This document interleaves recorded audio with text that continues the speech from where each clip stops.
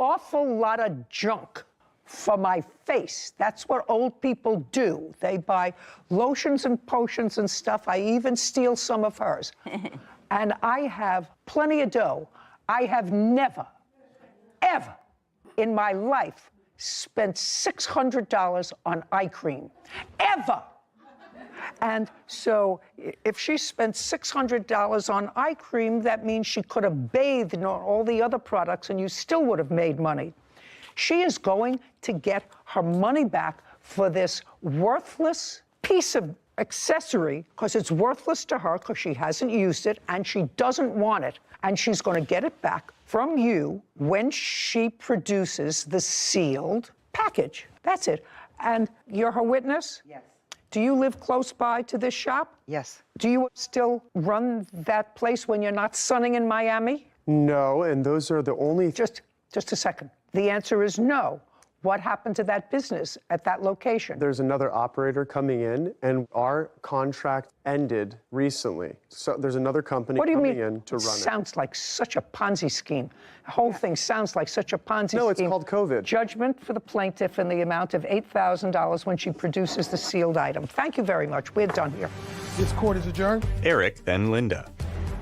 This woman clearly had a bad episode of buyer's remorse, was emotionally unstable, used somebody else's credit cards that claims to be her husband, and God only knows what other kind of schemes she's trying to pull. Well, I think the judge made a very sound decision because the guy is a total fraud. She actually took advantage of me and took my time for 3.5, almost 4 hours, asking me, what is this? How does this work? What is this? How does that work?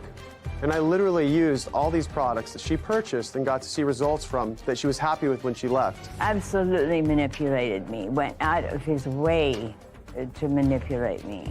Well, she opened it in the store, so if she does return it, she'll have to seal it again with some kind of plastic sealer that they use like for those old VHS tapes when they used to seal them after you watched them from Hollywood Video. Beware, because there's a lot of frauds out there. I stand by my products. The product is intact. Sarah and Judy. For once in my life, I am so glad that when I'm walking on the street, and we've encountered these people in our walks just around, like you said, around our neighborhood, for my resting bitch face. Because never once have they looked at me and said, she looks like an easy target for us to pull into the store. Not once. Would you give me an example of... Just, I think living in New York City as a woman alone, taking the subway for 3 years. I want you to look at me. No, I can't recreate it. You know it when you see it. You know it when you see it. I'm sure it's on one of our episodes. But I just am so disgusted with people like that know exactly what they're doing. He suns himself in Miami on the weekends, all on the backs of these poor older people who feel pressured, and maybe like she was saying, she lives with someone who's a recluse, who I'm sure she doesn't speak to that many people, and that's the whole scam. And I just feel so terrible that this guy takes pride in his business that is scamming people. It looks like a little bit of a shady business that he went into for $200,000, and now somebody else took it over. And not anyone with a last name. Yeah, There's never anyone with a last name involved in these things. People have to be careful. You know, in the law, caveat emptor, you know, let a buyer beware. That's okay. But this over-aggressive salesmanship reminds me, Sarah, of something that the Legal Aid Society, who were the defense team in family court, would argue in a closing statement in a robbery case to me. They would say to me, it's not a robbery. He was aggressively panhandling. That's what it was. It wasn't a robbery. It was an aggressive panhandle.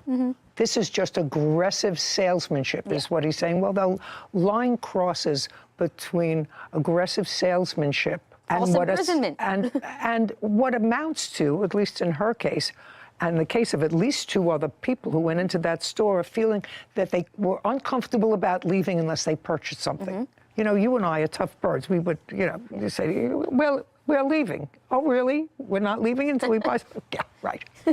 But some people can't do